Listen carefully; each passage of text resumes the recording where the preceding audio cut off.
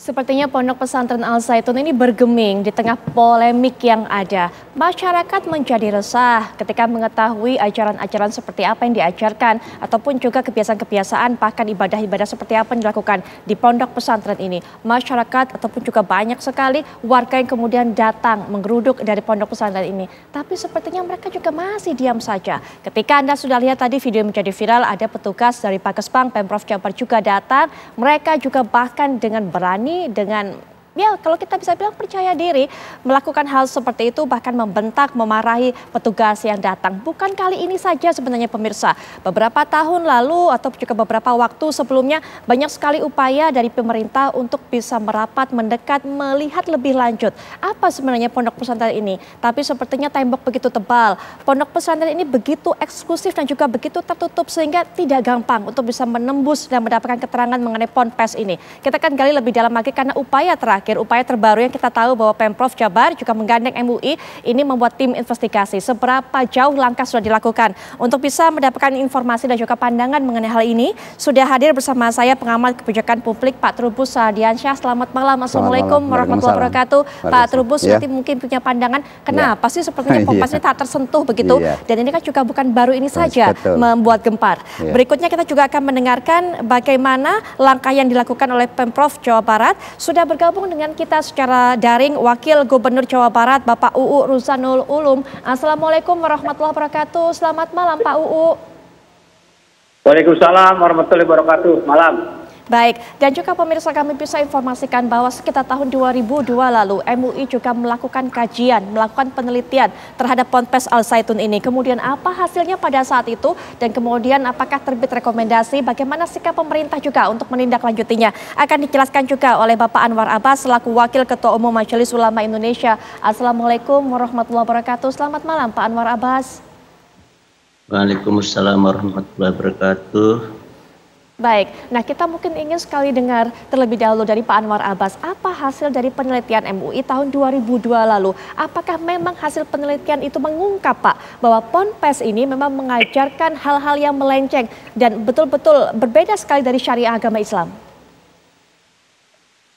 Ya, kalau hasil penelitian dan pengkajian tahun 2002 itu menyimpulkan bahwa Zaitun ini memiliki indikasi kuat ya terkait dengan gerakan NII KW9 ya, baik secara historis, finansial dan kepemimpinan. Dalam hal kepemimpinan itu yang namanya Panji Gumilang itu adalah pimpinan dari NII KW9. Terus yang kedua adalah secara finansial, bahwasanya dana yang mengalir ke Zaitun itu adalah juga dana dari NII KW9.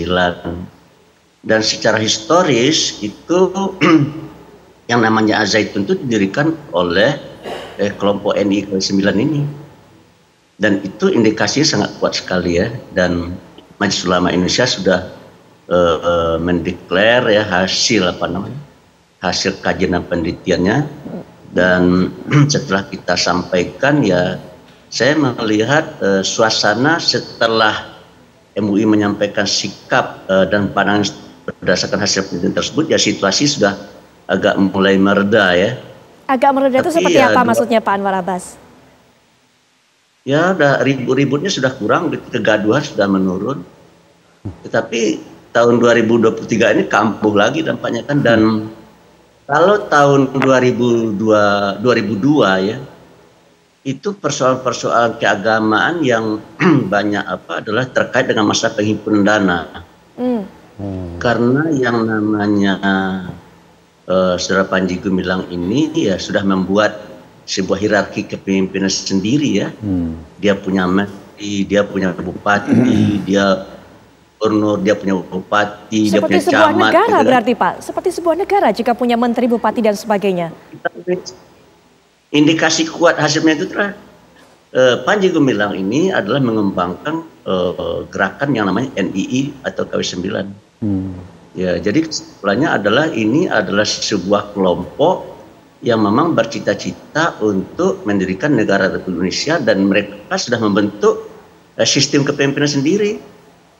Nah, karena mereka memerlukan dana, ya maka masing-masing mereka itu pimpinan-pimpinan tadi itu diwajibkan untuk menghimpun dana dan memakai setoran ya. Baik. Jadi misalnya harus setor sekian gitu kan ya.